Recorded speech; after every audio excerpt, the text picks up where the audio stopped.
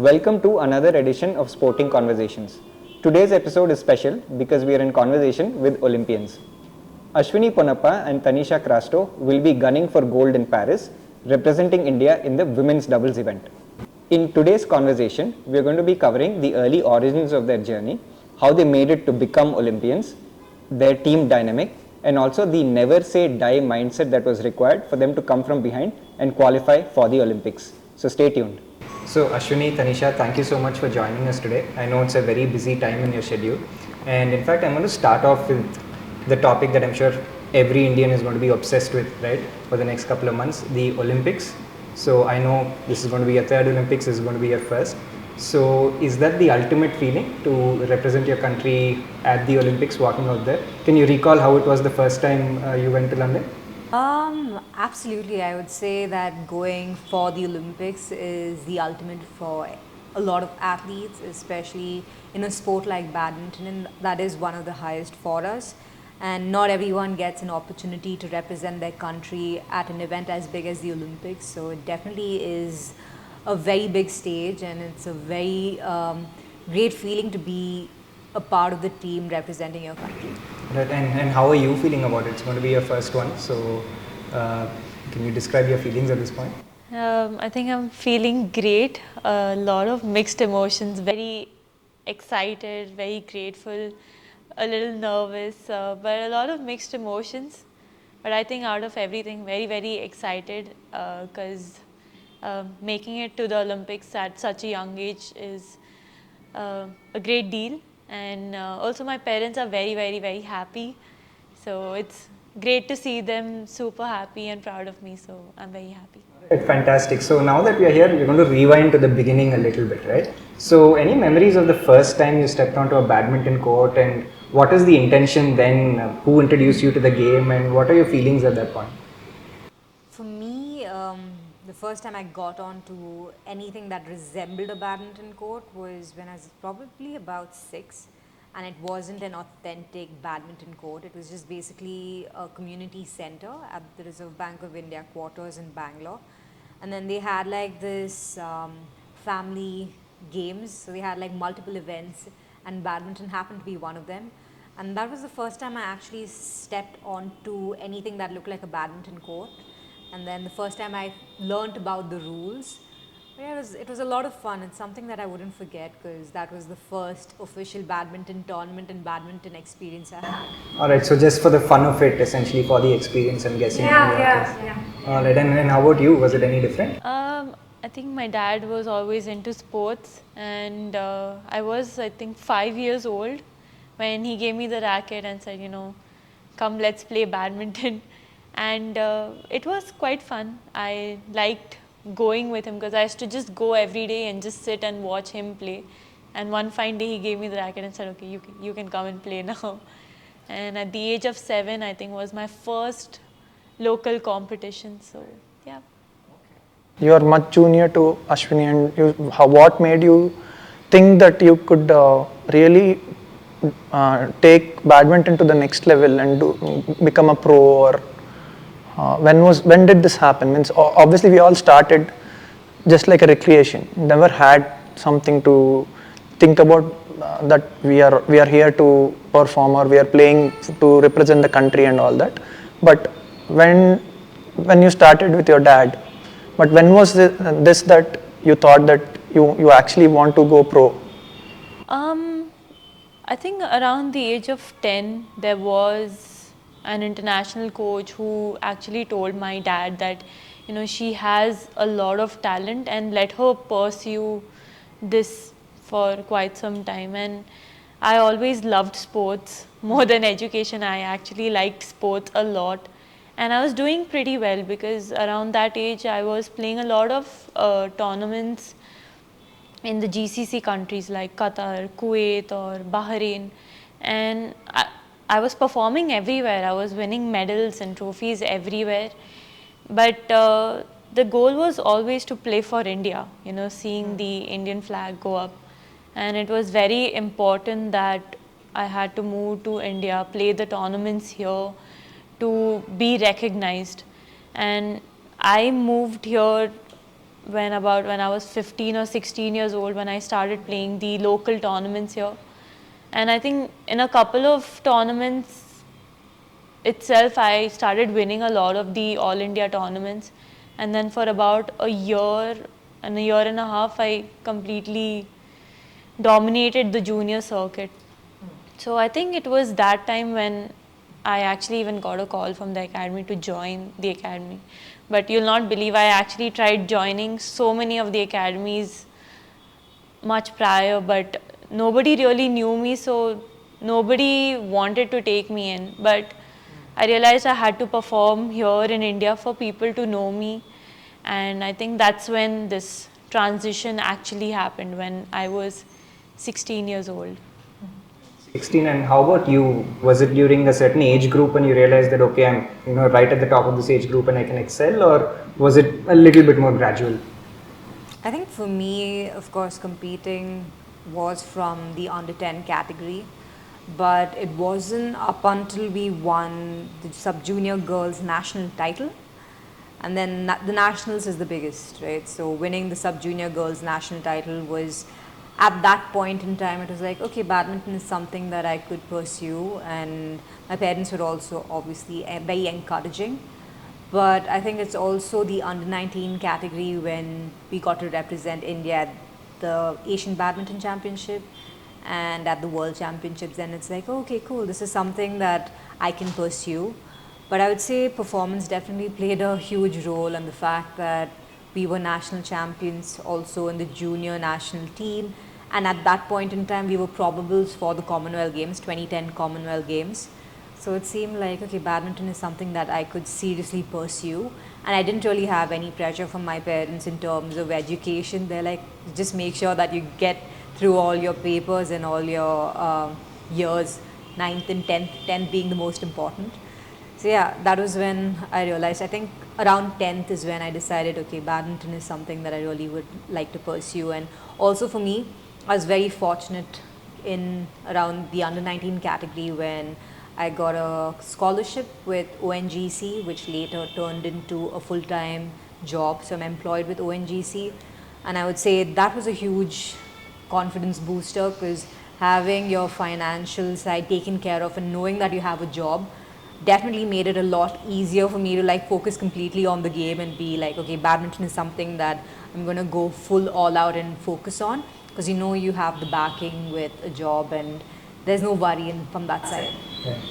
And I think moving on in terms of badminton as a profession, right? I don't think the casual viewer sort of understands how taxing the circuit is for badminton, right? You're playing a tournament on a Monday, then you have another starting the week after. It really takes a toll on your body, right? So what does a typical day of training look like during season when you're on the circuit, and during off season? Like, when does your day start? How many sessions do you have? I'm sure our viewers would like to know. Go ahead.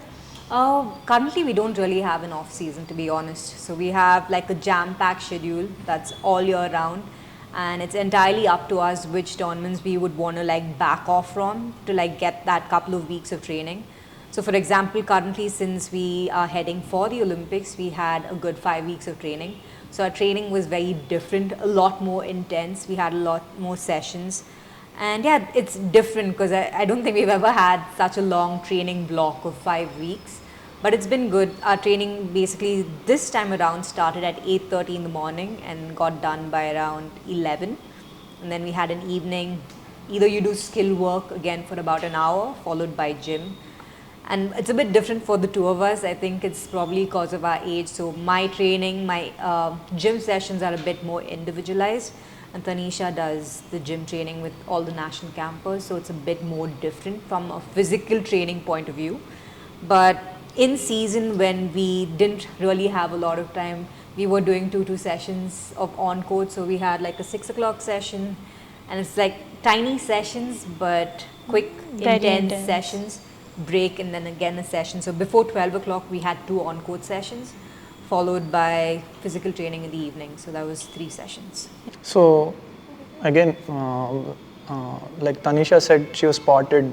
She went with her dad and she had her struggles getting into academies and all. So now, if I relate with you, we are all the players from the same time.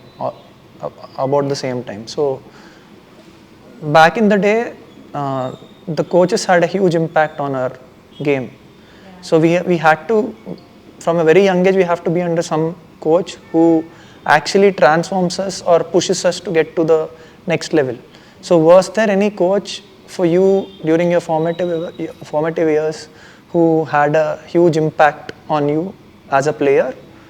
For me, basically, I mean, I think back when we were playing or when we started, it was very different compared to like Tanisha's generation. And I would say for us, I mean, badminton wasn't as big as it is currently, you know. All of us played, but it still wasn't as big. We still didn't have as many badminton stars. And badminton, we all played because we were passionate about the sport, loved the sport. And for me, I started off with a coach named Umapati sir. So I was with him for a couple of years, and unfortunately he passed away. But then back then, the Prakash Padukone Academy was very big, and it was a very big deal to be a part of the academy. So winning the state championship, I clearly remember this because I was in KBA and then I won my state championship for the first time because under 10 I wasn't winning. And my parents thought that it was probably because I was too soft and I was fond of my partner that I kept losing. But yeah, that under 13 tournament I won, and it was very different back then because I remember getting a letter saying congratulations, you've been selected as part of the Prakash Padukone Badminton Academy. And back then it was so big because you didn't have to pay fees, so you had to be selected, you were called, you were invited, right? You couldn't just go and join. So I remember that really clearly, and after that I was with the Prakash Padukone Academy for a couple of years. And I think it was really good then because all the best players, junior players were there training. So it was very competitive, training competitive, competing competitively. So it was a very good place in terms of, it was an all-round experience for me because discipline-wise, everyone was being pushed. Everyone was very, motivated to do really well, very ambitious. So when you are in that environment, you automatically become really ambitious. You automatically strive to do really well, and you're not really happy easily with like wins. You really want to do well because you're seeing all your seniors also performing and getting onto the national team and Indian team.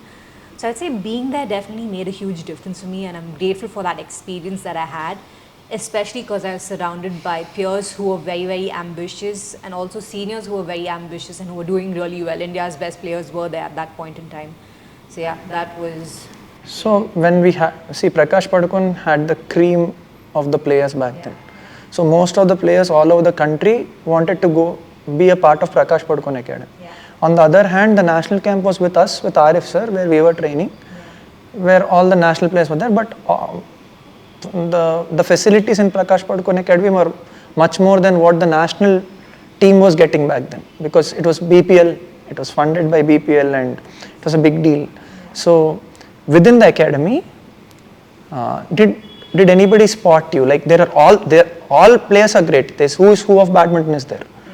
And it's very difficult to spot. And there are seniors whom there's a focus on. Then you are a junior, and there are many other juniors performing. So once you get there, it's like an ocean. And there's a lot of stress, like what's next? Getting there is one point and performing there is another point. So was anybody there who could spot you and say that? And on top of that, you used to play singles as well, and you were getting results in singles and doubles and whatever you played, both the events. But did anybody like spot you there, that they identified that you had? Not really, Arjun. That wasn't really the case because all the players there were spotted, and one of the reasons why they were there, you know. And a couple of years later, then anyone who wanted to get in could get into the academy. But those initial years, I mean, it was a privilege being there because you were chosen to be a part of the academy. And at that point in time, there was no spotting. You had to perform. You had to perform and you had to do well. And all of them around me were players who were doing really well and India's best. So it wasn't really a big deal, even if you performed. You know, you had to like go and win the nationals. It was taken for granted that the players there would be representing the country in the junior level and winning titles. So I wouldn't say spotted per se, but we definitely had wonderful coaches. There was Balan sir, who was a lot with us juniors, and he would push us, and of course Vimal sir. And I would say Balan sir and Vimal sir played a huge role, definitely. be it off-court training, pushing us to train like, I mean, we trained like crazy back then. Warm-up alone was like 10 rounds of a 400-meter track in the morning every day without fail, you know, and then you realize that that's part of your daily cycle. But then all of us were training together, and like I said, everyone was very competitive. So even if you're training, the competitiveness while running itself is really high. So no one's running slowly, everyone's running fast, everyone wants to be first. So I think that environment was automatically kind of pushes your level really high, because you're seeing all your peers just pushing themselves so much. Nobody's slacking off. You can't slack off, because if you do not put in the work, then you're going to be overtaken by everyone, and you're not going to be focused on. And when I say focused on, everyone is given equal opportunities. At least for me, that's how I saw it. I think a lot of players have different experiences, but for me personally, that's how I view it. And as far as I know, my personal feeling is that you are always attached to singles. But when did you take that decision? So from my point of view, I was there for your Olympics in 2012. Yeah. And after they played the Olympics, I came out of retirement and I started playing again. I started second innings and I started playing. Then I was playing this tournament in Bangalore with Vineet. So we sat for her match where in KBA, she gave a comeback in singles. There was a tournament, you remember? Yeah. You lost, but she was practicing for singles because she was coming back to do singles. And I think that particular point of time, Jwala was on a long break after 2012 Olympics. She didn't play for about 6 months, 8 months. I think it was that time, or I don't remember. So when did you think that doubles is my thing now? And honestly, I don't think I really thought that. It happened, you know, my singles performance, and you check out my doubles performance has always been better. My singles, I think personally I was very hard on myself, and having so much of self-pressure really botched my singles game, because I couldn't really handle my own pressure, I guess. But I did like the individualization of playing on your own and not really relying on anyone. That's one of the reasons that I loved singles. But I think later, by around 2012, it was just mostly because playing singles made me stay fit, made me move and cover the court better. But it was a long shot. I mean, it's very difficult to get back into singles, but I've always enjoyed moving and covering the court. So yeah. And coming to that competitive nature, you know, at the Prakash Padukone Academy, Tanisha, was that the reason why you were looking to move to an Indian academy from the Gulf? Do you believe you needed that to take things to the next level?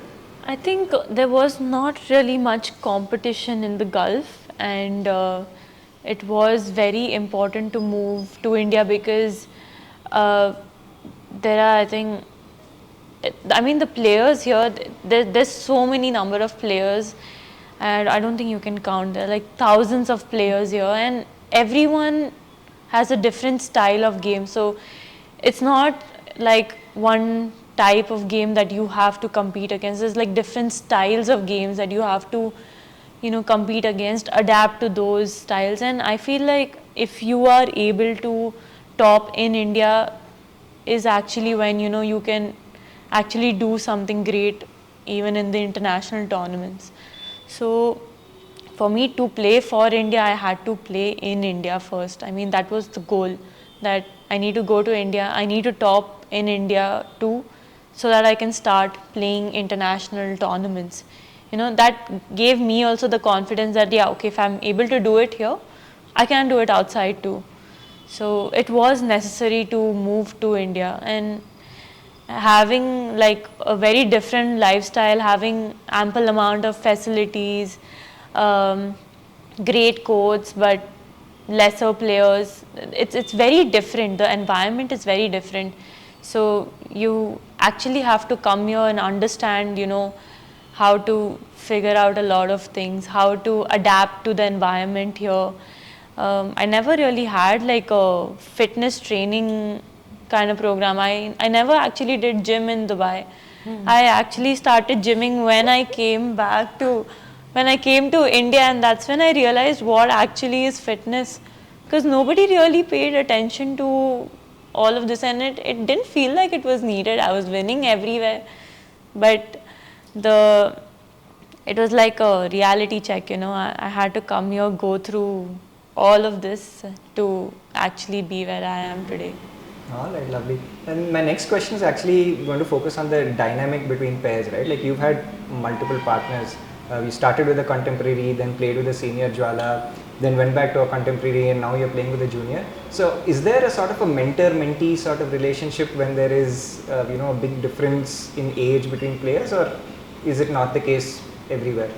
I think it naturally tends to be a mentor-mentee situation because the senior partner definitely has a lot of experience and the junior partner is up and coming. So for the junior, there's a lot to learn, and for the senior, there's a lot to impart. But I think it's also striking that balance and not letting the partnership be defined by the fact that there's a huge age gap. It's not that, oh, I'm the senior and I know, and she's starting off and she doesn't know anything. And I would say that having that in mind, keeping that in mind and making sure the dynamic is, of course, I think there are times I might overstep because I'm the senior and be like, hey, Tanisha, you could do this or you could do that, because I would see things a little differently based on my experience. But then at the same time, even if Tanisha has something that she would like to like voice her opinion on, I'm most open to like learning from her. And I think I've also learned a lot from Tanisha, but at the end of the day, it's striking that balance. And once we're on court, we're a partnership, you know, we're one unit. There's no senior, junior there, because it's the two of us playing together and the two of us win together and we lose together.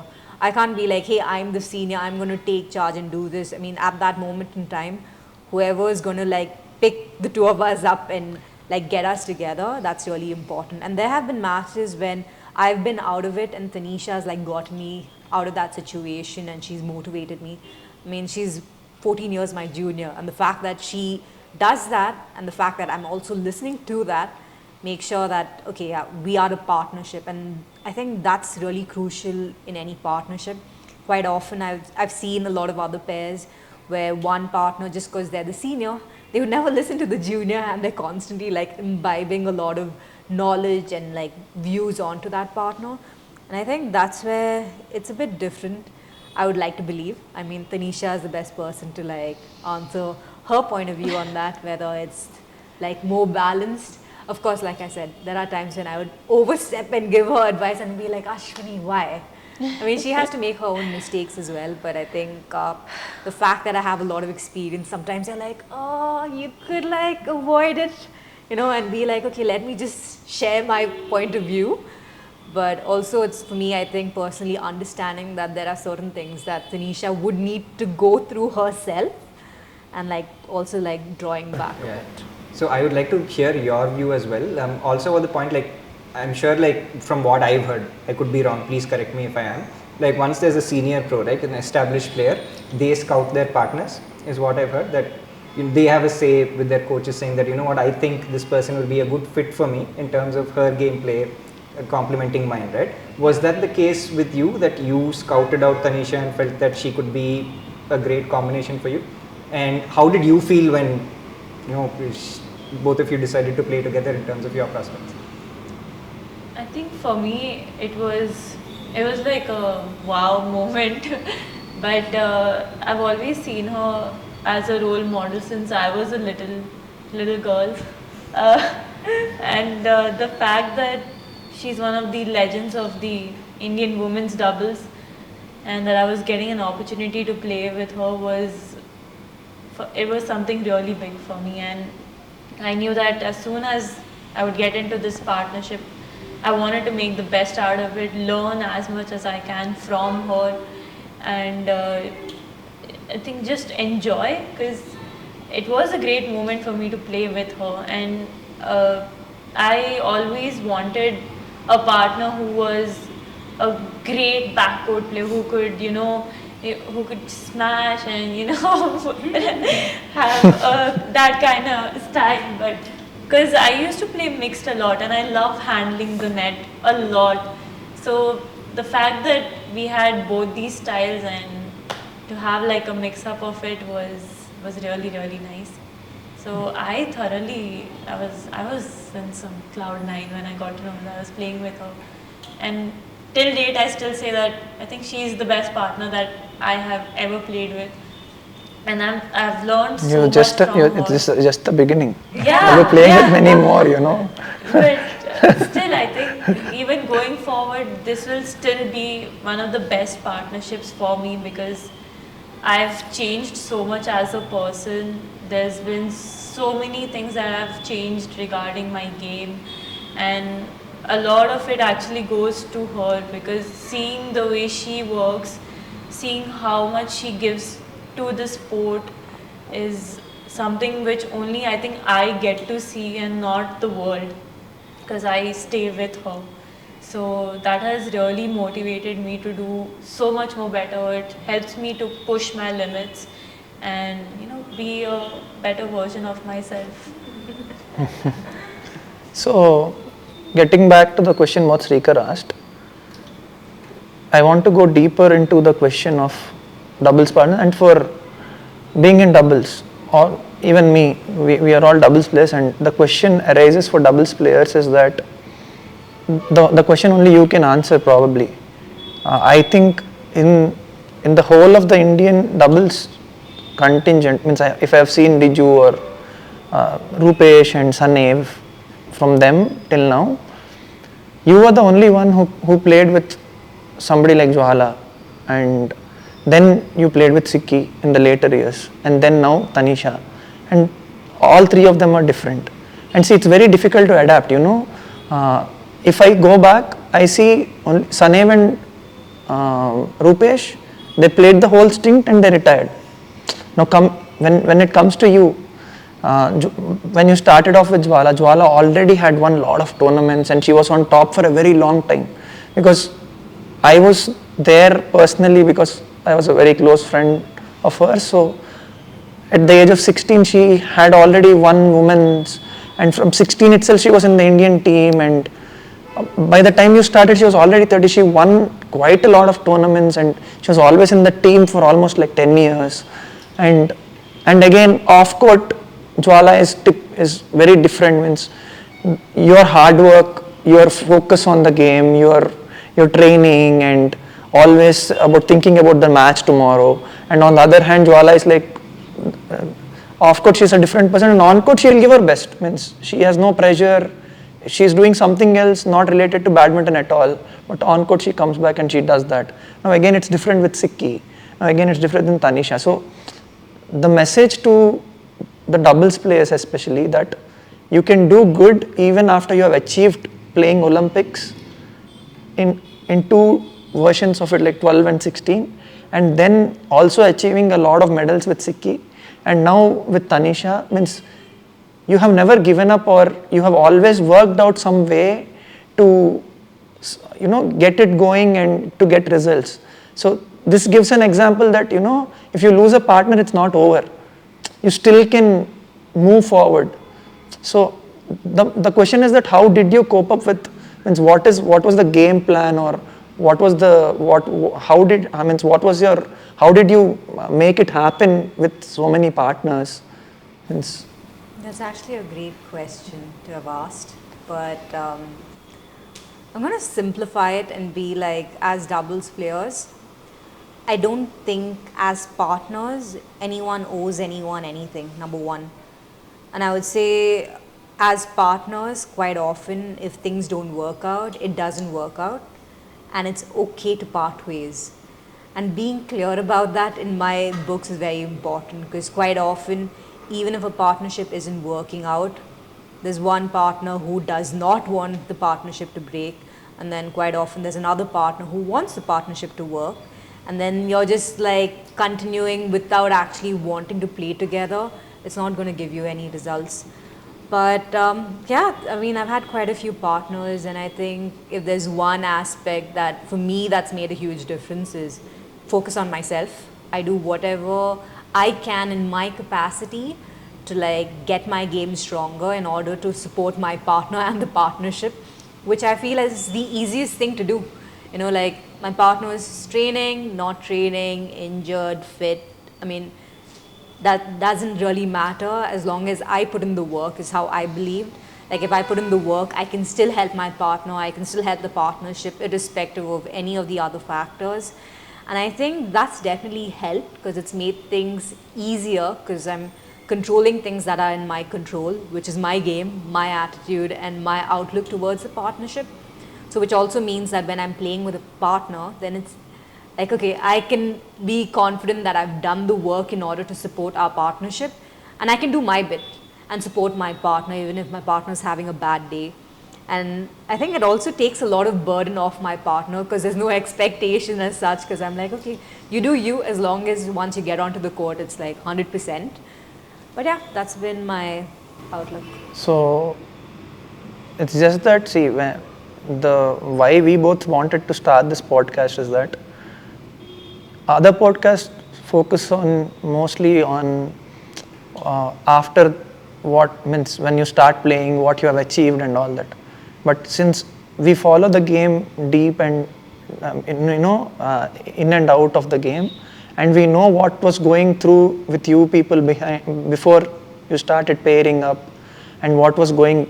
So that is the most important thing which viewers have to know, like players, and the information means the struggles you went through, especially in this before this Olympics.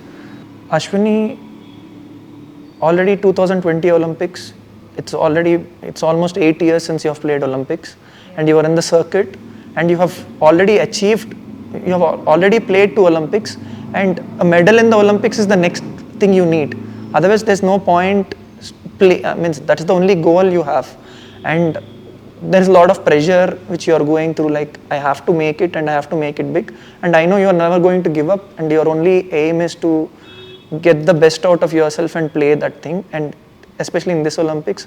And on the other hand, her story, before you both started pairing together, I was watching her game during her nationals with Ishan, and they had a berth confirmed, almost like they would definitely play Olympics. Maybe it was a bad omen or some nazar or whatever you can call, because everybody were talking about both of them that 2 years, there's still 2 years and these people are already on the top and all that. Then as soon as he fell, after an hour when the doctor said that he won't be able to play for a few months, I saw Tanisha getting devastated that that she has lost everything. And at this age, when you played the Olympics, it was a different story because she was young, she was happy to be there, and the feeling is different, means you're enjoying the moment. But when you come back to 16 Olympics, it's a challenge. Like you have to, now you need a medal, and you're already in the helm of things. That enjoyment or that young days where now how you feel that I'm happy to be there and all that. But it's almost like she has lost the chance, and then you start playing together. And this run was like a run where nobody expected you both. In Hong Kong we were together, we were having lunch and all that. Nobody was thinking about anything. It was just like you're trying out the partnership, and there was nothing happening. And like God's grace, or of course there's hard work, but it happened for both of you.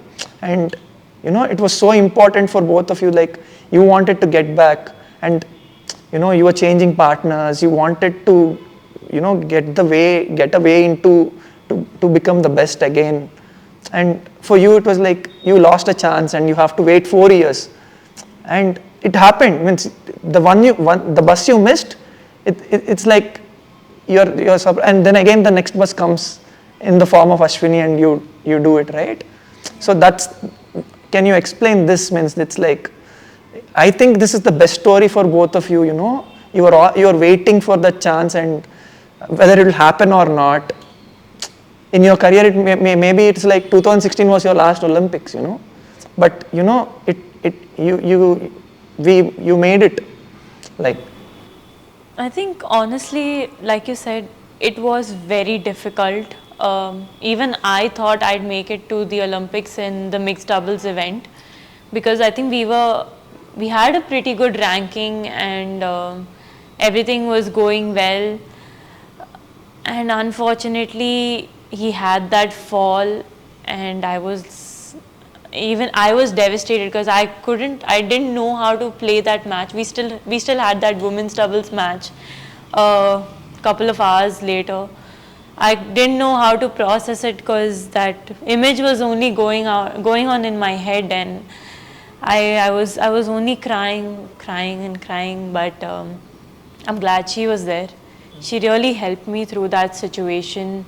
We did a lot of things together, and I think that time was as such where it happened, and it gave me time to focus on women's doubles. I clearly remember her saying that we never really thought of Olympics, but it was just like, you know what, let's just give it our best shot, and who knows, we might make it to the Olympics. And so we never really chased Olympics. We played because we love playing, and we wanted to just be better in each tournament, learn new things. I think one of the greatest factors is we're very open to learning new things, and that really helped us a lot, because initially when we started also, we didn't really have much support. We did a lot of things independently. Like a lot of the tournaments we went to were on our own expenses, not enough support staffs. So we did go for a lot of tournaments like this, and we figured out a lot on our own. We'd sit and discuss about our matches before and after, then find out how we can get better together, and then we'd work together. Be it anyone come or go, we together would work. And I think that's what helped us get better little by little, and that is, I think, one of the major points that has actually gotten us here. But I think even though that was like a hurting phase for me, but it was also a very big learning space, and I was learning a lot with her then, and that time really made both of us very strong and independent. So for me, at least, after a while, it was like, come whoever, whatever happens, we are there to give a fight, we are gonna make it.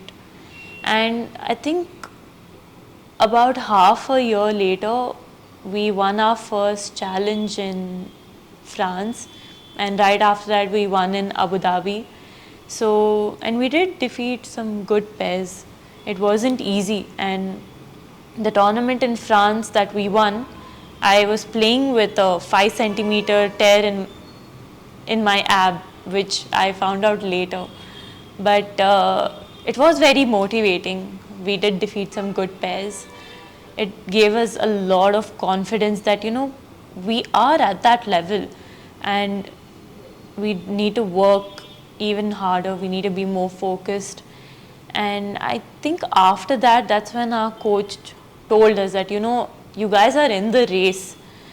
Up until then, I don't think anyone told us that we were in the race, or if we were even in the race.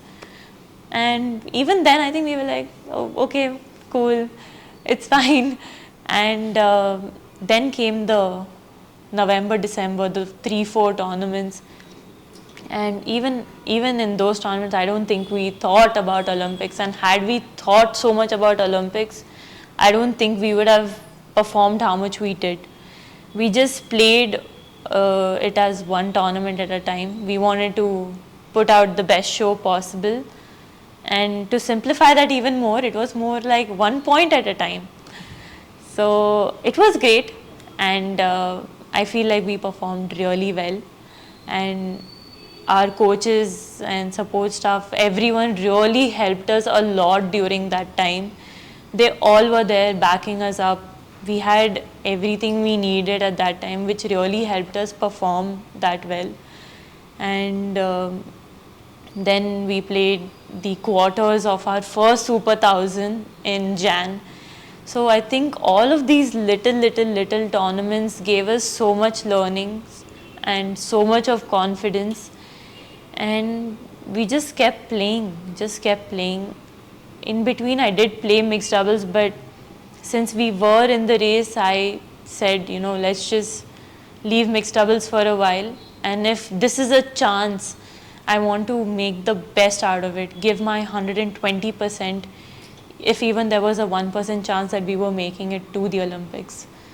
So it was full focus, I think, even from Didi's end and my end. We both were playing mixed doubles at that time. I feel from my experience being in badminton for so long, as passion traveling for tournaments, watching you play, mentoring few players or whatever, I feel that whatever result you get from the Olympics, medal or anything, the experience, I feel that you're still in a learning process of how you both are playing with each other, and there is much more bigger things to come after the Olympics, is what I see from how your game is growing day by day, you know.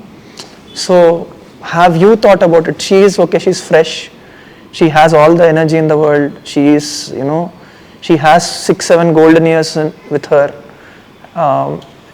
What is your plan? What are you thinking? Like, you're there in the circuit for a very long time, and you know, I keep hearing from a lot of people, like for many athletes, you know, okay, it's already your third Olympics, and when are you going to hang up your boots? See, it's all a personal choice.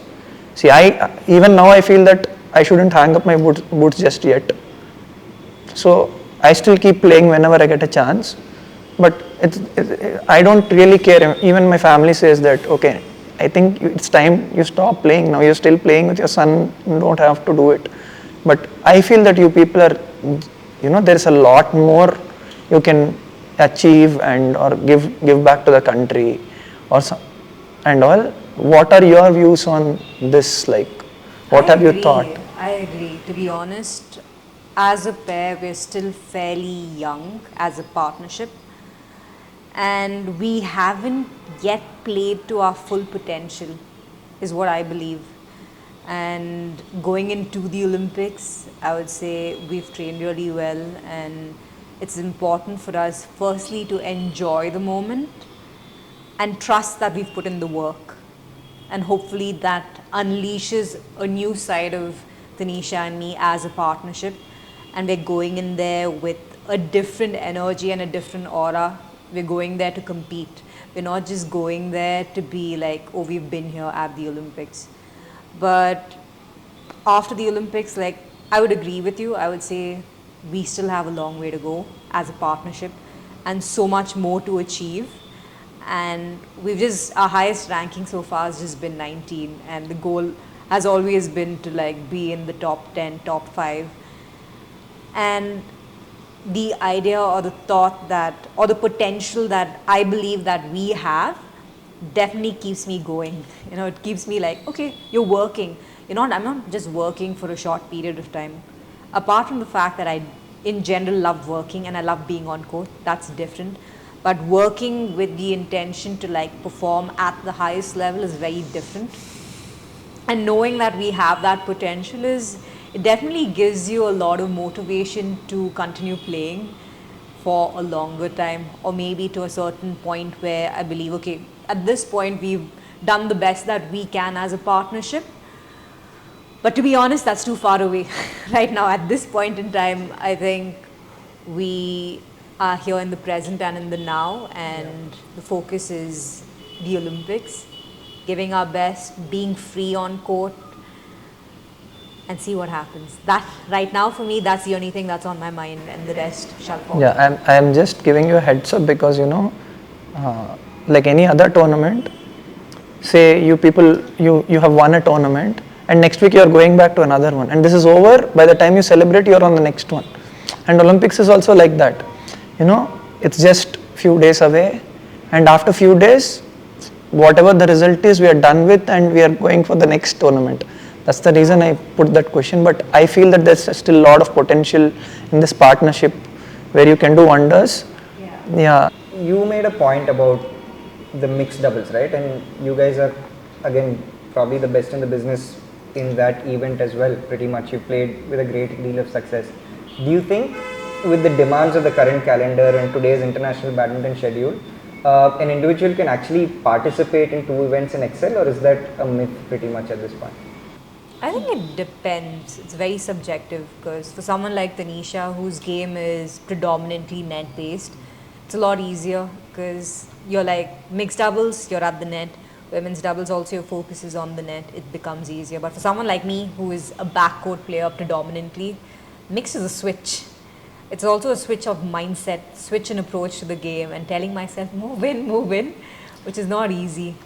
But to your question of if you can play both events, yes, you can play both events. But I'm a firm believer if you're playing both events, you've got to give equal effort for both. Or you and your partner should have an understanding that one event is for fun. But if one person's going in with 100% and the other person who's playing two events is like at 50-50, you'd rather not play, is my personal belief. I would say if you're playing, go all in, give your best. But at times you're also not training. Training becomes a big deal because if you're playing two events, then for mixed it's also a little different with your approach and your mindset to the game is very different from women's doubles. So having that switch and that training, you need to be able to cater enough time for both events. But like I said, if you're like a net court player, it's a lot easier because it's a bit more similar. But by and large, mostly net court players play mixed doubles in the women's category. So that tends to be easy. But if you're specializing in one event, that's ideal because then your entire focus is on that event. But there are players who play two events, like at the last World Championship, we had a Korean men's doubles player who not only won gold in men's doubles but also mixed. But he's like superhuman to have done that because playing men's doubles followed by mixed doubles is like super difficult. Very difficult. But I think it's definitely possible, especially for someone like Tanisha who's young and who's got a long way to go. As long as she's fit, injury free and manages her body well, which is key and crucial, it definitely is possible. But if at any time it's not, then of course she's got the option of choosing which one she'd want to pursue. And this also, so many elements to this decision, right? And a lot of times it's almost not your decision in terms of pairings and the split and so many different dynamics coming in. Again, as just somebody who watches badminton, we've heard in the news about how some of the most successful Indonesian pairs have been split, some of the most successful Chinese pairs have been split. How does it happen in India? Who takes that decision finally? Is it the players themselves or is it a coach who finally draws the line in the sand saying that, you know what, this is where you should focus on at this point? I think it's pretty different experiences, and in India right now the coaches are trying to put forth their opinion and make partners. Also in the past when you had foreign coaches come on board, they've split partnerships up and built partnerships. But in my experience it's been very different. It's been very single-minded, my opinion sort of. But it's not the case with everyone. And I think I've also been there's been only probably one occasion when it was in my opinion. But otherwise I like having a say in my partnership and I should want to play. So which is why when Tanisha and I partnered, I needed that break to take a break from women's doubles for a while and figure out where I wanted to be and where I wanted to go and wanted to be in the right mind space to start a new partnership. Tanisha as a player was always at the back of my mind. I had a couple of other players also at the back of my mind. But I think the deciding factor at that point was the coaches were definitely in sync with the fact that Tanisha was the ideal partner for me and not the other options I had, apart from the fact that I also liked her game. I liked her energy. I'm observant, so when someone's playing, I'm constantly like watching and seeing how they play, and I really liked Tanisha's energy and what she brought on court. But even if I liked what I saw, or the coaches wanted us to partner together, for me, I was a firm believer that she wanted to play with me, which was the deciding factor. And that's when we went out for a meal and we're like, hey, listen, are you up to playing together? What do you think? Do you think it's a good opportunity or good, you believe that we can do really well? And it wasn't about me, but it was more about us. You know, it was more about, I want to play with her, but she should want to play with me. And if she didn't want to play with me and was forced, there's no way we'd last as a partnership. So it was very important that Tanisha wanted to play with me as much as I wanted to play with her. And the good thing is when we went out for our famous lunch date. Yeah, it was at that point in time. I think Tanisha was also prepped by the coaches, but again, the ultimate factor was that she wanted to play with me, which made it nicer. So when you're starting off a partnership with both players wanting to play with each other, then you're on the same page, and it's nicer, it's positive, and you're like, okay, cool, we're gonna do this together, and we see that we have the potential to do really well.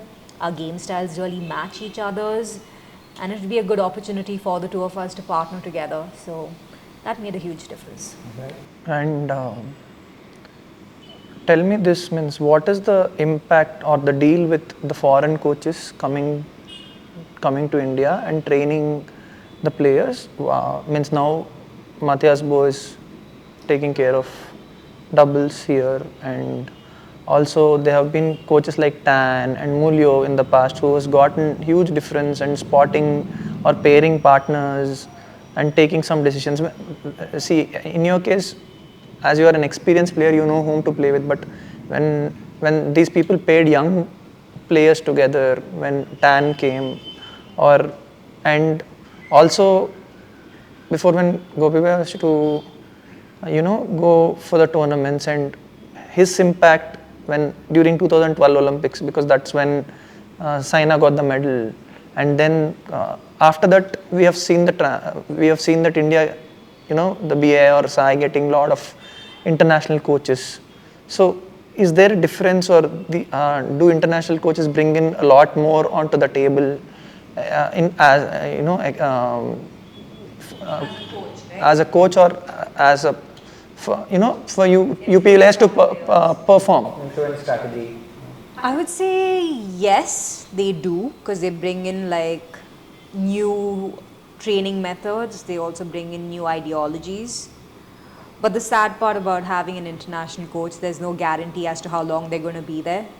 And if they've brought in a new training method, it takes you a couple of months to adjust to that.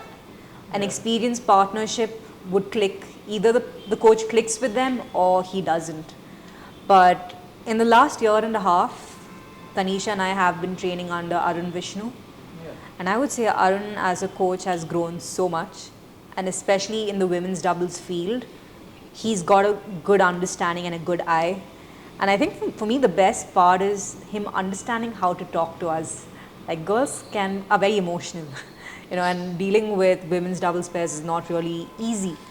But for me, it's been really amazing working with him. I've enjoyed the fact that he sees women's doubles differently. He's of course got a long way to go as a coach, and the fact that he's started off pretty young and he has been coaching the number 1 and number 2 pairs in women's doubles of India has been really nice. And also I would say from when I've been playing back in 2008, 2009 to now, Gopi sir has also gotten involved in women's doubles. And I think over the last couple of years, even sir's gotten an idea as to like, for women's doubles especially, I think it's been helpful having him on board and training us as well. And it's interesting to see how things have changed over the last couple of years, and it's interesting to see how everyone's adapting, learning. And I think the number one factor is, as coaches, Indian coaches, they're all learning. They're learning, they're ready to also listen to players, they're ready to like work with the players apart from just imparting knowledge. They're also working with us and picking our brain and being like, do you want to do this? Do you like this? And that wasn't the case a couple of years ago. And it's very interesting for me, especially since I've been in the field for a very long time. And I think it's great to see that we've got Indian coaches. It's nice that we have like a steady coach, because I think the key factor here is consistency. Like if you want consistent performance, you also need to have a consistent coach. So you'd have a coach who works for you, and in 2 years if he leaves, then you're stranded. You don't know what's happening, you don't know how to go about your training, you don't know what to do. But I think that's the difference between having an Indian coach as opposed to a foreign coach, because with Indian coaches, at least you still have that assurance that they would be here for a longer time, hopefully. And then they build over years, and then they also have that experience, which would make them very, very strong as coaches. So there's one more question I wanted to ask you, both of you, that see, now you have so much experience. I always feel that with experience and age, now the strategy on court, from her point of view, she can actually say, like, small examples, like if she's finding a flaw in your opponent, I feel as because of your experience, she can find it very much quicker because she's like a coach on court, but she's playing. For a younger player like you know you can strategize a match much faster, analyzing means because you've seen so much, whom to catch, or even if it's a new pair, you have not played with them or whatever, but it's all about how quickly you catch their flaws or some points where you can get a point, and you tell her about it. And now it's like most of the time it's like same age players usually play like 2-3 years difference or something, but a much younger player playing with you can get a lot onto the table. Like, for example, for you experience, and for you that speed and that energy which will make you do better on court, and she can implement what you're thinking. There are few things, we are restricted to few things at this age. The experience is there, but there are few things which we can't do, and which you can make her do, because she has everything at her disposal, but she don't know which one to use. I'll correct you there. I don't make her do it, but she's got the ability to learn, which a lot of players don't have. Honestly speaking, you tell them to be able to implement it, you've got to be able to you've got to have the capacity to learn, number one, and you've got to have the willingness to try, which Tanisha has. That makes it very special. She's got that specialness about her where she can learn, implement and adapt, which for me, I find it amazing. I'm like, wow, it is so good when she gets it. And it's like, and the good thing is she trusts. Again, having that trust factor is important. She trusts me enough to give it a shot. And that is good, and I'd say that is very critical. That's a very key factor. You could have I could have played with someone else who's younger, but if they do not have the ability to take what I'm saying, then I'm just saying it. It's not going to be of any use. But Tanisha's got that capacity to learn, eagerness to learn, try, implement, which makes things easier, and also that she is ready to trust me as her partner makes a huge, massive difference. That's what I would say. So it's actually very cute when she plays on court with her. You have to see how she gets to a shuttle.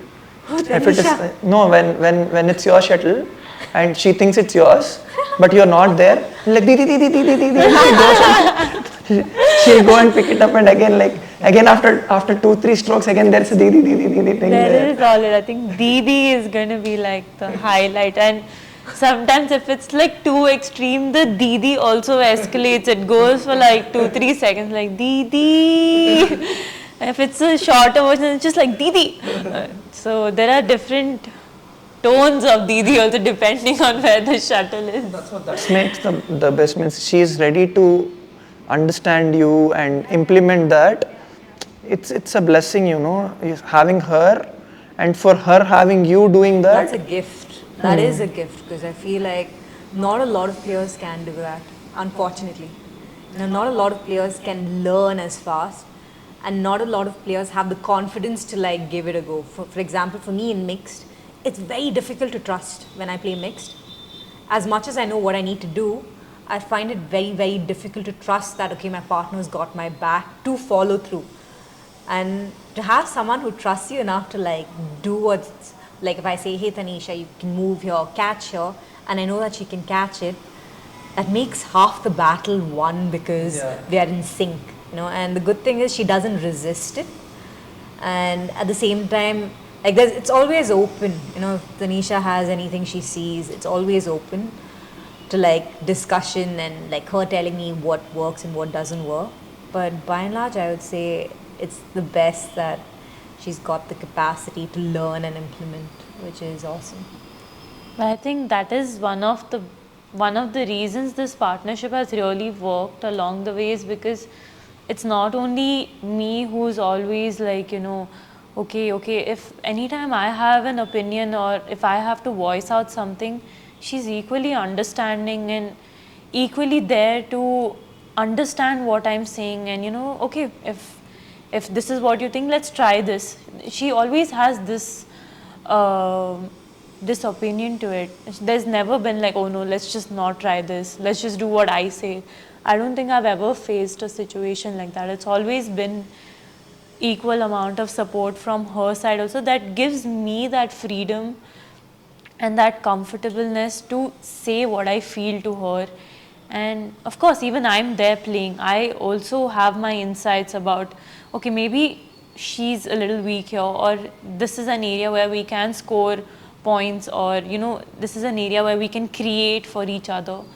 So, and I'm a person on court where I like talking, I'll keep telling her something or the other, I'll keep talking to myself. So she's very patient with that. She listens to each and everything. Even if, as much as our coaches are saying things, I'm very, mindful to what she says. And I feel like it's the same from her side also. She's very mindful to what I say, and she helps me do it. So I think that is a very, very important factor that comes in our partnership, and one of the reasons why our partnership has been going very well, and it's only getting better day by day, because there's no ego and there's no disrespect. Yeah. These factors are not there. There's no superiorness anywhere. So she makes me feel like, it's we're equal. My opinions and my words are also valued as much as hers is. So I think that is a great.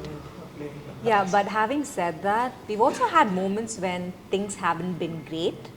But the good thing is, like Tanisha said, you put your egos aside, sit down, discuss, and hash out the differences, which is very important. And at times, it's not easy to voice your opinion, especially if you're in a negative state, or if she's upset, or if I'm upset and we are irritated, and it's not easy. But to be able to like voice your opinion and just get it out, get whatever differences we have between us out, that's so cool to do. I feel like it just takes this massive baggage off our does. shoulders, and it's like, okay, you're done with this scenario, park it there, and we're moving forward, But also, I think we understand when we are supposed to speak. Like, it's not like we've just finished the match and we are coming out arguing or something. I think we both respect the fact that, okay, I need to give her some space, and then I take some space. We both cool down a little bit, and then we speak. And then when we speak, it's like I'm all yours to her. Then she listens. Then we find a solution that, okay, this can be avoided or this could have been done. But I feel like it's also the timing of when we speak, where where we both are calm and we are ready to speak. Otherwise, there's no point of having a communication where you aren't going to take in anything. Or keep it to yourself and it's just like festering. Then it's just like you're talking to a wall, then it makes no sense. It makes sense when I'm ready to understand and take in information, or she is, then it makes sense. And I think we have a great understanding in that. Even after a bad match, good match, or if it's a bad match, and if I know if I've messed up somewhere, I like taking some space of accepting it, and then I like to sit and talk to her. But she's very respectful enough to give me that space. She doesn't just pounce on me or anything. She'll give me that space to let me feel what I'm feeling, and then we'll sit and talk. It's a learning process. You've got to evolve, I think, as a partnership. And if you do not evolve together, then you're going to be going in opposite directions. So Yeah. even if you go opposite, you've got to like put in the work to get back together. Yeah. So I think this is one thing which we've learned along the way, and it's like just working together. As much as you work individually, it's great, but since we are playing together, to work as a pair is also a very different. You should make the partnership aspect. work. Absolutely. Yeah. And this is something I'm always curious about when I'm watching you guys on TV, right? High pressure environment, is there a pack that you're not going to get annoyed with each other or not show your emotions too much while you're on court with all the cameras on you, or is that something you guys talk about, or does that sometimes come through? I am a very emotional person. I mean, everything is very evident on my face, and sometimes it's very difficult in our match because I am not able to control it, and I know that it might disturb her, or maybe a certain reaction might disturb her, but it's something that I wasn't able to control. But she's spoken to me about it, and if you see a lot of the pairs, the top 10 pairs, the top 5 pairs, they don't have any emotion on their face. They might be extremely tired, they might be extremely frustrated, but they will never show it on their face, And I think that's something that even I'd want to learn, to be having less expressions. And I feel like it will also really help our partnership when I'm not reacting to so much of it. So it will help me, and as well it will help her as well. But she doesn't. I mean, honestly speaking, I think initially when we started, she was, and maybe occasionally in between she might. But by and large, Tanisha has changed her approach, because personally I love her enthusiasm on court. I love the energy she brings on court. She's explosive, expressive, which is good. But I think it's also important to be less hard on yourself, less hard on your mistakes and your partner's mistakes, because then it helps us, because you need to move on faster. And Tanisha has definitely learned and is learning, constantly growing, constantly working on it. And she has done a lot of work on it. And like I said, she's a learner and an implementer. So that helps a lot. Yeah, I mean, with her being by my side, I've learned to get that calmness in me and not reacting, and just keeping my cool. And there are matches where, because of just this point, it has completely changed the entire game. So I think it's a great thing that we've actually started developing this thing, and I think only with time this is only just going to get better and help us even more. But the best part is, even if she has to convey to me that my expressions, or if something's causing an issue, she'll tell it in the sweetest way possible, where I'll understand and not like blame it on me that your expressions or something. It'll never be like that. She'll tell it to me in the sweetest way possible, where I'll understand and I'll be ready to change it. So I think that's great. I'm glad. Sometimes I feel like, oh my God, maybe I might have been a bit too harsh, but... No, but I also understand each one of us have our own set of frustrations, where probably she has to tell it out at that time. I'll be probably telling it to someone else, but it has to come out. You can't just leave it inside you. And at that point, I understand that, okay, she's frustrated, and I'll just let her be. I'll let her speak whatever she wants to speak. And then she'll only calm down. Then she'll only be like, okay, she'll be okay. But at least I'm happy that I'm there to listen to her. Like, rather than anyone else, I'm happy that I'm the person she's telling it to, So even in that situations, I'll try to find what is the issue, what could have been better, what is a solution to that thing, so that it can be avoided in the next match. And then I'll tell it to her later when she's okay. Right, so on court we try and keep it as calm as possible. Yes. We do. Yes. Whatever talking has to be done will be done after the game. So what do you think about future of women doubles and mixed doubles for Indians? Like, where do we stand today, and what are the potential outcomes which you expect to happen in the future? I think we have a couple of good pairs. I think Tanisha and Dhruv are also, they're going to be starting off. They have the potential of doing really well in mixed. Of course, Gayatri, Teresa are there who have done well and have the potential to do even better. But we need more pairs. I think the more pairs we get, the better it is even for these guys, because you need that competition in India. Yeah. Having one pair in each event is good, but it's not enough. It would be better to have more pairs, more competition, then everyone grows together. But in that sense, I think we still have a long way to go. I think we still need specialized, structured training across the country so that everyone's got access to it. And then you have stronger pairs coming from everywhere so that the Indian competition is high. In that sense, I still feel like we have a long way to go. You have like pairs who are at different levels and everyone else is on one level, but you've got to even the playing field out a bit more. But I think right now, at present, there's no lack of funding for a lot of players. Funding has not been an issue. They've all got a lot of funding. They can travel. They can hire their own coaches. But I still feel like a structured training system for everyone is important and needed. And we can have more pairs. The aim should be to have more pairs and have more pairs in the top 30, top 20. But I think India is still getting there to like break into doubles. And only in the recent past we've had a lot of results. But we have a long way to go. And hopefully those results will inspire everyone else to do even better. And we have more pairs. So I see that now in India, if you see singles, there are almost 5-6 players within the top 30.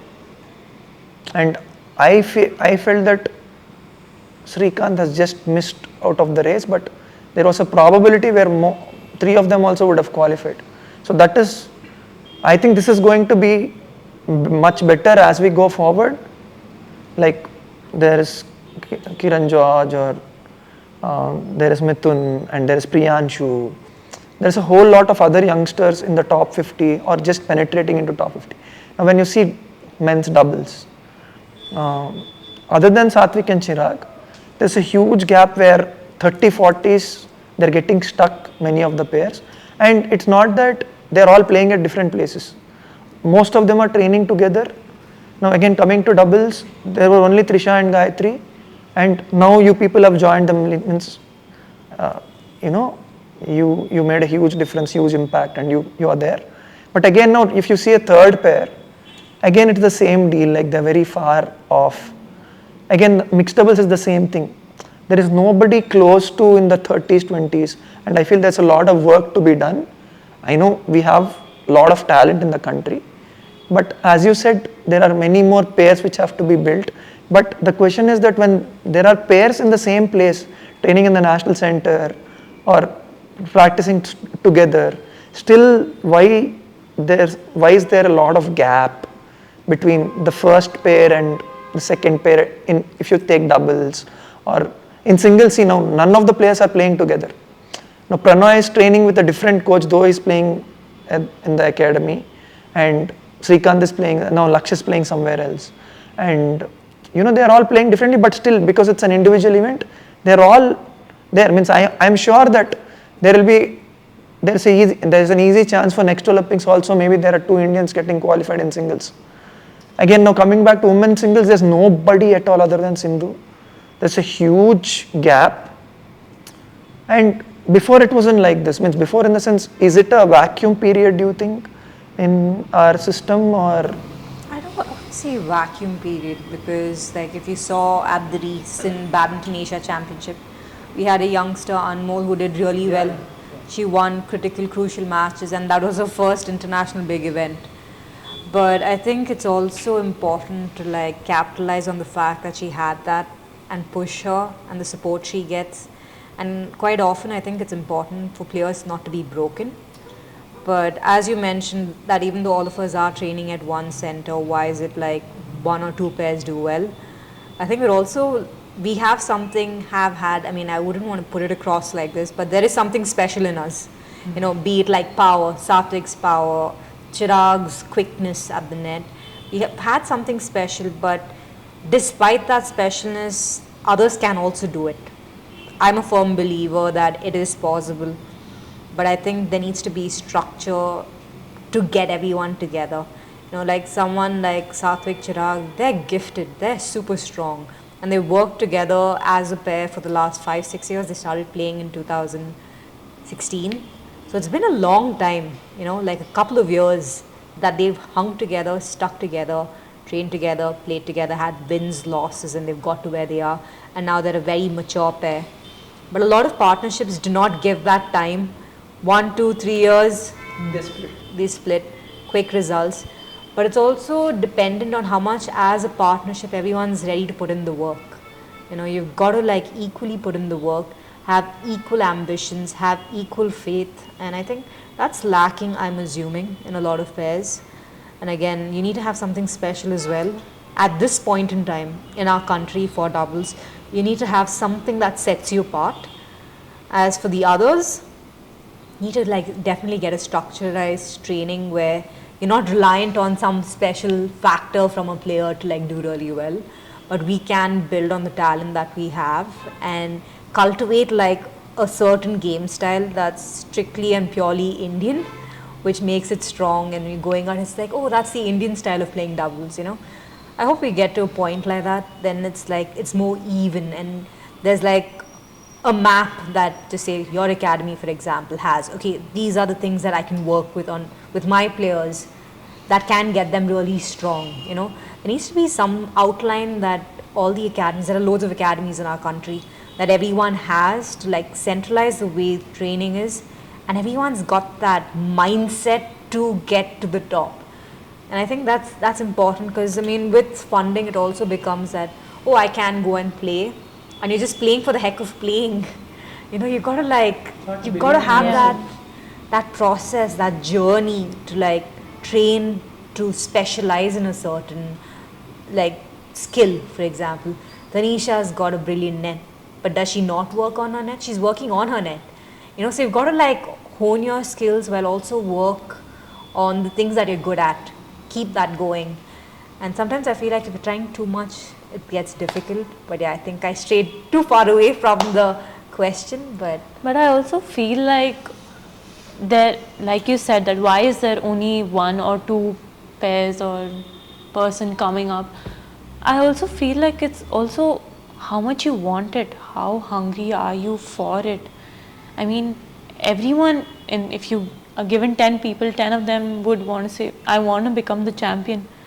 But who actually is putting in the work to be a champion? correct. Who is actually, you might be training for 6 hours a day, you are following everything that the coaches are making you do, but have you ever thought of, okay, what is needed for me? Where can I work extra? Is the training making sense to me? Is the training helping me? I don't think players really think it this way. You know, they're just following it every day. It's the same thing. You're doing it. No one's saying that you're not doing it. You're doing it. You are sweating. You are doing every single thing. But it's that realization that what are you doing? You know, this is an area where probably I need to work on. I should be doing that extra. Where can I work? It's always that hunger of, you know, filling in those little gaps to actually say that, okay, yeah, now I want to become a champion. Yeah. But what am I doing to make myself a champion? Everyone would want to say I'm a champion, but am I really putting in that work to be a champion? And that's the reason I feel like it's only that one or two pairs that will come out of that group of 10 or 20. It's because that one pair will be willing to do everything it is, to go out of the box, to be willing to spend that 1 or 2 extra hours than everybody else. Correct. To actually be there. And they are the only ones who actually go to the tournaments and make a difference. I mean, as a personal experience, it has really helped me. Just thinking of, is my training making sense? This is where I've been lacking. What can I do to work? And she played a really major role in helping me in that okay, this is an area where we can work, so that in the next tournament, this should be settled, you know. This shouldn't be an area where, oh, we lost a lot of points here. So it's always that eagerness to learn something new every single day is, I think, what will get you there. But a lot of players don't really think this. It's just like, oh, training, okay, waking up at 6 o'clock, ending the day at 5. No, but honestly, like Tanisha made such valid points, and to add to what she said, for example, all of us are training. We're doing the same training. You know, to be honest, we're doing the same training. That's what But there's a difference. Are you doing the training with purpose? Yeah. What's your purpose? Do you understand why you're doing it? The key factor, are you doing it only because the coach is there? Yeah, Are you ready to train when the coach is not there? I know we are. we are 100%. Without a coach, we will still go and train. And how many of you or how many players are ready to do that, right? If you're not ready to do that and you're sitting there and you're cribbing and you're crying, saying you haven't got an opportunity, but what have you done to show that you deserve that opportunity? Like, it's simple factors. Are you warming up well? Or are you warming up because there's a coach there and the coach turns his head and you're like walking around and you're not doing stuff? But I feel like they all add up. They add up and they kind of get together, and either you do well or you don't, you know. Like when we were traveling on our own, we've had the option of not training. We've had the option of just like sitting and let's go and have fun.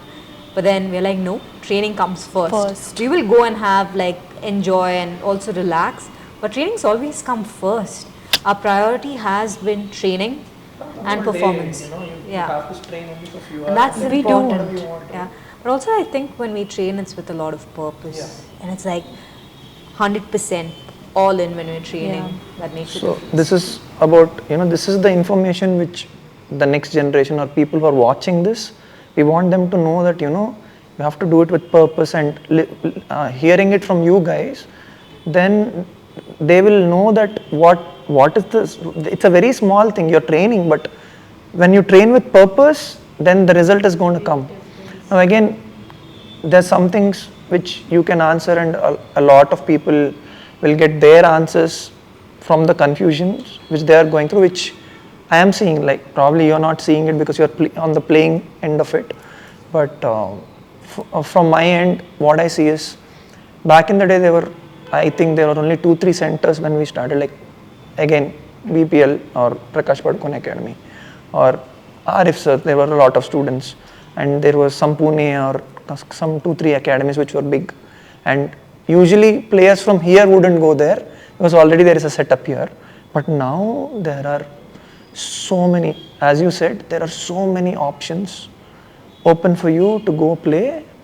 Like for a senior player who's taking a call for himself, he has so many options that, okay, if it's not working out here, there, but they're only doing a very short stint where we didn't have even a choice, like we can go elsewhere and play. Either you do or die in the same place.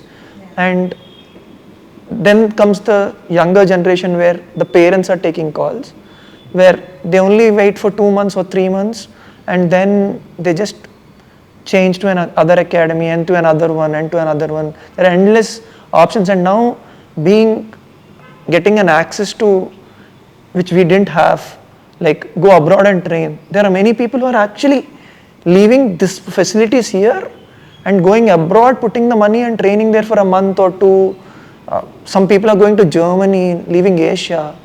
There's no direction. So leave about the direction. What do you feel means? What is the right thing to do for youngsters or for seniors? Like, is it okay to change? See, I feel that when No, I don't think it's okay to change. I feel like the ones who change are looking for an easy way. It's just like, oh, I'm going to like relinquish all my responsibility onto a coach. If I go to XYZ Academy, they'll magically, miraculously make me win. That's not going to happen. You either have the attitude to like be disciplined even without having a coach, then it doesn't matter where you are. And if the training isn't good, you'll automatically go to another place where you want to do better. You might be challenged a lot. Things might not go your way, but if you believe that that's the center for you, you'll make things work. You will definitely make things work. Like for Tanisha, when she moved to the academy, she was really young. To have left everyone, left her family and come to India from Dubai, the change is like vast. It's not the same. But to be here, stick it out, go through everything, how many kids would do that? Not a lot of kids would do that, right? The minute things get tough, things get rough, they would pack their bags and be like, okay, we're done. Let's just go back and I'll just train in Dubai. You're happy, you're comfortable. But she stuck it out. And she's gone through a lot of players. I would say 99% of the players wouldn't continue with whatever she's gone through. But that sets players apart, right? The easiest thing is to like switch. switch and blame it on the academy and not really look at themselves and be like, have I given my best? Have I? And each of us have a different best, Arjun. Not everyone's going to reach the top, not everyone's going to be a winner. But at the end of the day, in everyone's badminton journey, I would say that they should feel like they've given the best and achieved the best from their potential, which might not be India's number one. It could be district number one, it could be state level number one, and that's okay. But you've got to feel like, hey, I've given my best. But if you're just like floating around, it makes it very difficult. Do you think this is happening because of the commercialization of the sport? Because I see that now people see money in badminton, right? They're looking at Sindhu, they're looking at Saina, they're looking at endorsements, and they want instant results. Like you were saying, at Prakash Padukone Academy, just getting selected there was a privilege and nobody would question the coach. Yes. But now I see that people are coming and saying in 2 months my kid hasn't done well and they're looking for a change. Do you think money is becoming a huge influence in terms of kids making it into sport? But that is the issue. That is the issue. I feel like parents right now, be it education or sport, especially sports, they expect so much from their child, and that too, that expectation time is like 2 to 3 months or 2 to 4 months. It does not happen, and they do not realize this. I have seen this not only here but even in Dubai, that parents expect so much from their child. But are you seeing that? Is your child equally so much into that the child will meet up to your expectation? I don't think it is right to expect. They're rubbing their interest on the child, so that they have fixed that he has to be someone, like from their point of view, what they're thinking, they want him to implement that, but right? Is the child thinking the same thing? Like, is the child putting in so much effort? Does the child also want this? I don't think they think it this way. They just want their expectations to be fulfilled, and in a very short period of time. It is not possible, and when it doesn't happen, they switch you to another academy where coaches promise you of results or this or that, and I feel like this is the worst thing. Like how Didi mentioned, if I went into this academy, I went in with a lot of trust, and with trust I need to be there, I need to be consistently there. That coach has to work on me for some time to understand where I'm going wrong, what are my strengths, what are my weaknesses, then work. Had my parents been like, oh, we need her performing in like 2-4 months, then they should have removed me long ago. But I feel like this is a very wrong mentality for them to expect so much, especially from children, and that actually builds a lot of pressure on the children as well to meet up to their expectations. This doesn't only happen in sports, it also happens in education. There are children who are scoring 98-99%, but parents are still not happy about it. So I feel like this mindset has to really change, that faster results is something. There is nothing known as faster results. For results, the work, the dedication, the time you put in does take a lot of time and consistency. Only then after that will you achieve results, and that too you will not shoot right up there. It will be small, tiny results. So I feel like if parents have to change something, they should really change this concept of faster results. Yeah, so the same thing when she said that you came from Dubai, and it takes a lot of time for you to adapt here, because there's a lot of cultural change and all that. Even for us, means, see, what I am today is because when I was playing in Hyderabad, it was a different scenario. Means Hyderabad is more reserved back then. Now it's opened up, but when we were young, it was more reserved. We won't mingle with many people. So when I came to Bangalore, I transformed, because everybody is more friendly. The atmosphere there, it was more, it was a much more friendly atmosphere. You mingle with people, you talk, everybody comes and talks to you. And if you are an introvert, that you'll become much better coming out of it. I couldn't talk to many people when I was here. So she coming back from there to here and staying here for a long time, it's again a cultural change. Back then, I'm not telling now, because most of the cities are. But it's very different, Arjun, because when I came, I joined the national camp, right? And at the national camp, all of us were from different places. And honestly, it was fun. I enjoyed it. Like, all of us were from different places. We are going through this experience together. Like, cribbing, crying, doing the training. But we were in it together. So it was a different kind of fun, as hard as it was. But it's definitely an experience that I'll always have with me. And there were some good times for sure. I mean, I never really felt that, oh my god, it's tough. But also I would add that for me, I was lucky that in between for 4 years, my parents were in Hyderabad, which made a huge difference, like a massive difference. But yeah, but also I'd say like a lot of things that I'm saying, it comes from a certain level of privilege, I would say, in terms of having a bit of things going my way, like a good partnership when I played with Jwala, it kind of like broke open a lot of barriers for me. And I don't take any of that for granted, and I do understand it's not as easy, especially back then. Players never went out to play tournaments. Now youngsters can go out and play whatever tournament you want. You have the funding, take your funding, go and play tournaments, no one's stopping you. But back then you had to be like number one to be sent from the federation. You couldn't just go and play tournaments on your own. So I do understand that I had a lot of things working for me, and I definitely did not take anything of that for granted. And I understand it's difficult for a lot of players. It's not easy.